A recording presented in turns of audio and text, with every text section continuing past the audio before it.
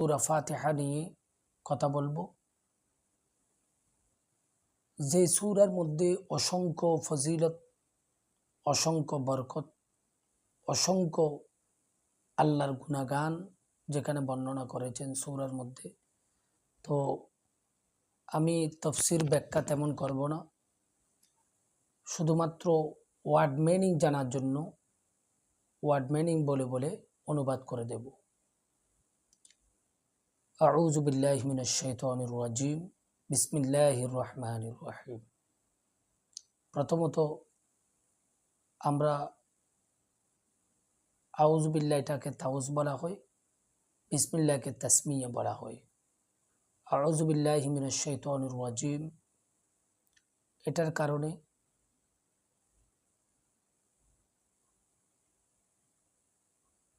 কারণে শয়তান পালিয়ে চলে যায়। বিসমিল্লাহির রহমানির রহিম, এটা আল্লাহর নামে শুরু করতেছি। আমাদের অগ্রগতি অনেক দূরে, যেহেতু পুরো কোরআন আমরা এভাবে অনুবাদ করে যাব ইনশাআল্লাহ, যদি আল্লাহ পাক তৌফিক দান করেন। তো সেই জন্য আল্লাহর নামে শুরু করছি আমরা। আল্লাহ যেন আমাদের সাথে থাকেন এবং সহযোগিতা থাকেন।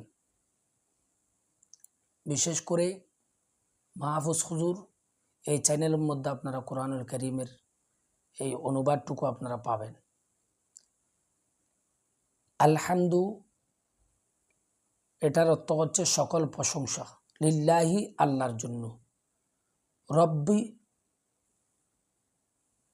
রব অর্থ হচ্ছে প্রভু, রব্বিল আলামিন সারা জগতের যিনি প্রভু, অর্থাৎ যাবতীয় প্রশংসা,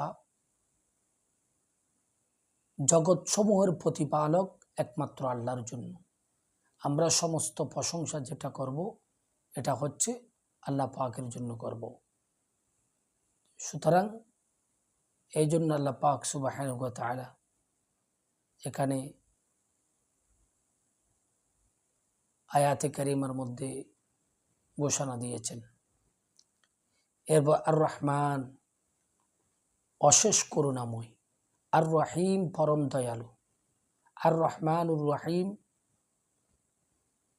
এটার অর্থ হচ্ছে যিনি পরম করুণাময়, অতি দয়ালু। আল্লাহর কথা বলা হয়েছে, আল্লাহ হচ্ছে পরম করুণাময় এবং দয়ালু। আল্লাহর চাইতে দয়াবান আর কেউ নেই, করুণা আল্লাহর চাইতে আর কেউ বেশি পৃথিবীর জমিনের মধ্যে করতে পারবেন না।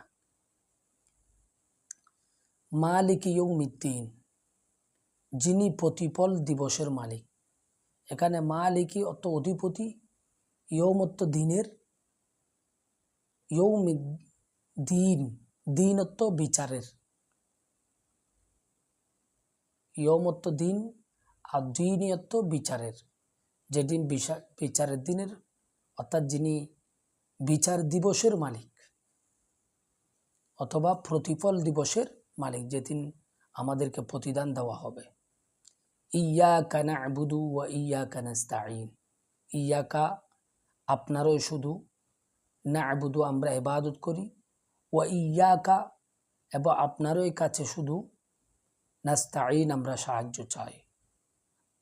ইয়াকা না'বুদু ওয়া ইয়াকা নাস্তাঈন, আমরা কেবল আপনারই ইবাদত করি এবং আপনারই সাহায্য প্রার্থনা করি।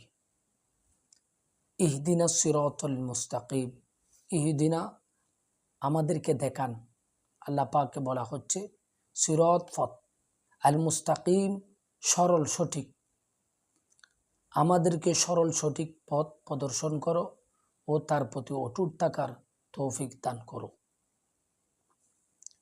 সিরাতাল লাযীনা আন'আমতা আলাইহিম গায়রিল মাগদুবি আলাইহিম ওয়ালাদ-দাল্লিন, সিরাত অর্থ সেই পথ, আল্লাযীনা যাদেরকে, আন'আমতা আপনি অনুগ্রহ দান করেছেন, আলাইহিম তাদের উপর, গায়রি নয় ওই পথ, আল মাগদুবি অভিশপ্তদের, আলাইহিম যাদের উপর, ওয়ালা এবং না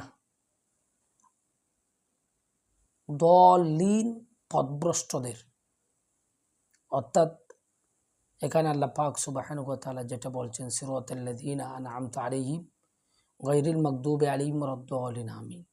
তাদের পথ যাদের প্রতি তুমি অনুগ্রহ করেছ। আল্লাহ, তুমি যাদেরকে অনুগ্রহ করেছ, যাদেরকে দয়া করেছ, তাদের পথ আমাদেরকে দেখাও। তাদের পথ যারা গজবপ্রাপ্ত ও পথভ্রষ্ট, আল্লাহ তুমি ওই পথ থেকে আমাদেরকে হেফাজত করো, যেই পথে চললে আপনার গজব আসবে। যারা গজবপ্রাপ্ত হয়েছেন এবং বিশেষ করে ইহুদি, এবং যারা পথভ্রষ্ট হয়েছেন, যারা খ্রিস্টান, ওই পথে আমাদেরকে কি করিয়েন না আল্লাহ, পরিচালিত করিয়েন না। তাদের পথ আমাদেরকে দেখাইয়েন না। আমাদেরকে সহজ সরল পথ, যেটা তোমাকে পাওয়া যাবে, যেটার মাধ্যমে আল্লাহ খুশি হবে, যেটার মাধ্যমে রসুল খুশি হবে, ওই পথে আমাদেরকে চালাও। আমরা যদি এই সূরা ফাতিহার এই অর্থ অনুধাবন করে, ব্যাখ্যা তফসির অনুধাবন করে, সেই অনুপাতে যদি আমাদের জীবনকে যদি সাজাই, আমরা কখনো বিফল হব না। আমরা যদি শুধু আলহামদু শরীফের যদি প্রশংসা যেভাবে আল্লাহ পাকের এখানে করা হচ্ছে, আল্লাহ পাকের গুণাগান যেখানে করা হয়েছে, এবং আমাদেরকে যে পথে চললে আমরা আল্লাহকে পাবো, এই দিক দিয়ে দিক নির্দেশনা দেওয়া হয়েছে, এবং যে পথে না চলার জন্য আমাদেরকে বাধা প্রদান করেছেন, যেখানে যারা গজবপ্রাপ্ত হয়েছেন তাদের পথে আমাদেরকে না চলার জন্য আল্লাহ পাক আমাদেরকে বলে দিয়েছেন, এবং যারা নিয়ামত প্রাপ্ত হয়েছে তাদের সাথে থাকার জন্য আমাদেরকে বলেছেন। যেমন আল্লাহ পাক অন্য আয়াতে কারিমার মধ্যে এইভাবে বলেছেন, ওয়াকুনু মা'আস সাদিকিন, অর্থাৎ তোমরা সত্যবাদীদের সাথে থাকো। তার মানে যারা আল্লাহর নিয়ামত প্রাপ্ত হয়েছে তাদের সাথে তোমরা থাকো। তাদের সাথে থাকলে কি হবে? ওয়াবতাগু ইলাইহি ওয়াসিলা, আল্লাহ পাক কোরআনের কারিমের মধ্যে ওসিলা তালাশ করার জন্য বলেছেন। তার মানে তাদের সাথে থাকার কারণে তুমি আল্লাহর যে রাস্তা, ইহদিনাস সিরাতাল মুস্তাকিম, ওই রাস্তাটা পেয়ে যাবে, যে রাস্তার মধ্যে গেলে জান্নাত পাওয়া যায়, যে রাস্তার মধ্যে গেলে রসুলকে পাওয়া যায়, যে রাস্তার মধ্যে গেলে সঠিক পথ পাওয়া যায়। ওই রাস্তা হচ্ছে একমাত্র আল্লাহর ওলিদের পথ। বিশেষ করে আমরা কোন পথে চলবো, যেহেতু সংক্ষেপের ভিতর আমি 1 মিনিটের ভিতর বলে দিচ্ছি, সময় খুব সংক্ষেপ, সেজন্য আমি এটাই বলে দিচ্ছি। মানে সবাই তো বলতেছে আমরা ইহদিনাস সিরাতাল মুস্তাকিমের মধ্যে আছি, সবাই বলতেছে, প্রত্যেকটা দলেই বলতেছে আমরা ইহদিনাস সিরাতাল মুস্তাকিমের মধ্যে আছি। আর আদৌ কারা ইহদিনাস সিরাতাল মুস্তাকিমের মধ্যে আছেন সেটা আমি আজকে বলে দিচ্ছি, আপনারা একটু খেয়াল রাখবেন।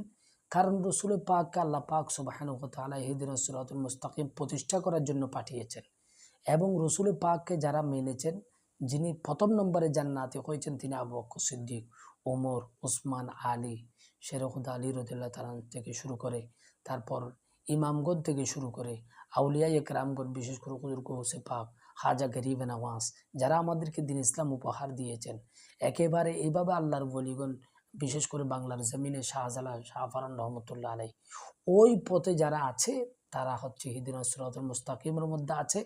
এই পথ থেকে যারা বিচ্যুত হয়েছে, তাদের বিরোধী যারা করে, তারা মানে আল্লাহর পথের বিরোধী করে, আল্লাহ থেকে তারা আল্লাহর নাফরমানি করে। সুতরাং আমাদেরকে ওই পথ অনুসরণ করে আল্লাহ পাক তৌফিক দান করুক।